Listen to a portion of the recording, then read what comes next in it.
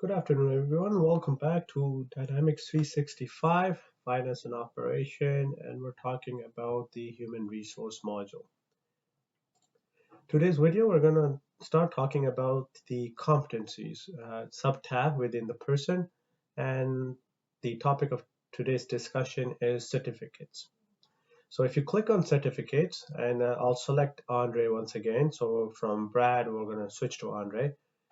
Or you could select any other employee, to be honest. In this case, we're going to assign them a certificate. So you should know how to configure a certificate type. And if you don't, then make sure you do go see some of the videos that I've actually created in a series of configuration. So all of that configuration is coming into play now. So what you could do here as an end user is to create a new certificate, for instance. So that's part of the onboarding activity, or more or less when they're onboarded, and then you can see as an ongoing activity what kind of certification that employees are getting. So you are up to date in terms of your uh, employee development and, of course, the trainings that they need or they have completed. So in this form, you could see that there are two mandatory fields for the certificate type. So this is what we had configured at some point. And CPA, for instance, we can select the CPA certification. So this employee is CPA certified, their accountant, and their start date of that certification when it was eligible, or you could say effective, would have been on May 1st. So they got their certification on May 1st, and it actually does not have an end date. So what we're going to do is probably put it into the future, to be honest, and then we'll make sure that it is updated accordingly. So at this point, I think the way the system works is that there can never be a certification that doesn't expire. Unfortunately, there are some certifications that don't expire. It's a form of you don't need to renew those, but more or less take a course, for instance, as a form of a renewal. But in any case, that's a debate for a different topic. So we'll put that as an end date. So if your client says that what it would be the end date, this certification doesn't end, just make sure you tell them to put it into the future. Put 2154, for instance. A lot of times I've used that here to ensure that it does not expire at any time. So you can always use that as a reference. Of course, there's a toggle button called require renewal, and this is where this kind of falls in, and I think that's where the gap is, because if this does not require a renewal, then there shouldn't be an end date. But that is just simply my opinion on the way it's been designed by Microsoft. Anyway, so if we have an end date, well, you can always have a require renewal. So I can simply select that toggle button and turn it on. And if anything, then you can also have additional notes that you would like to enter. And this is all informational purposes. So it doesn't matter actually what notes you put in, as long as they are there for you to remember. For anyone who can access this employee's record, they can read those notes. So in terms of the certifications, the only trigger that you would get if the certification was expiring is in your employee self-service workspace. There is no alert that you can configure through an email, for instance, that can be sent to a manager in terms of, oh, this certification sending.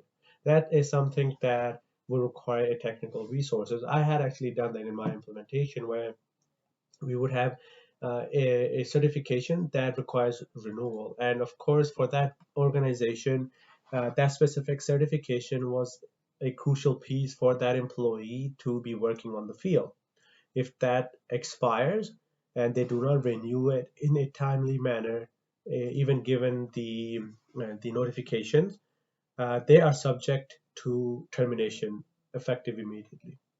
So for that business scenario, for that requirement, we had actually developed a batch job, which would be running on daily basis or on a weekly basis, where it would detect a specific certification. So it was a parameter that we had created, and we selected a certification that requires renewal right away, and we mapped it at the end date of it. So between like minus 15 days, for instance, of this, we will send a first notification. And then 10 days after or 5 days after, we send a second notification. And on the day of when this is reached, so when the batch job reaches 30th May, for instance, for that year, then a message or an email is sent to the HR manager to terminate this employee effective immediately, just because they did not renew this and they are no longer eligible to work with the specific set of people that that they used to work with in the field. So that also was a big integration that we had established. A technical resource was required.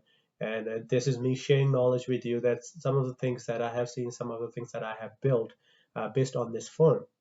But if nothing of that is required and the only thing that your client requires is, I just need to make sure and monitor that this certificate, I get some sort of a notification that the certificate is actually ending, you could do that.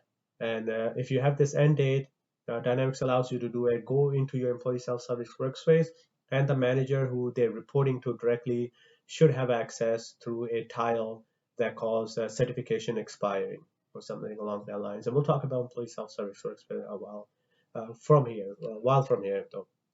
But do go into employee self-service workspace. I encourage you to do so, and you can see the link between the certification and the tile that has to do with the expiring of a certification. So that's a out-of-the-box functionality. But anything outside of that, if your business requirement wants you to expand it or extend this form, then you really have to think through the technical pieces of it, and of course the functional pieces and the design. So moving on to courses, a very similar concept, but courses itself is a relatively bigger module than just here, just because in this case you can assign a course to an employee. So you can write a course, the start date, and then put an end date, and then you have a course ID, which we actually configured a while back. But that's all there is to it. In this case, it's just a form that captures some of the courses that Andre has taken and Andre has completed. But for Andre to enroll into a specific set of courses that are configured in the system, you actually have to go into a different module. And of course, as an employee, you have to go to your ESS to actually register for a course. And that's a different process altogether. But since we're focusing just on an employee, keeping it limited, and piece by piece, we're going to start integrating things together to see how a bigger process would look like. I just want to keep our conversation to this form. So in this case, this form is basically a repository for Andre in order to just know what courses he or she or he has taken in this case so far. And with that, I think I will leave you to the exploration of Dynamics 365, and we're going to start talking about education, which is somewhat very similar to courses and certificates, and how that can be treated as a repository. And I'll try to give you some examples of the work that I had done in this form as well.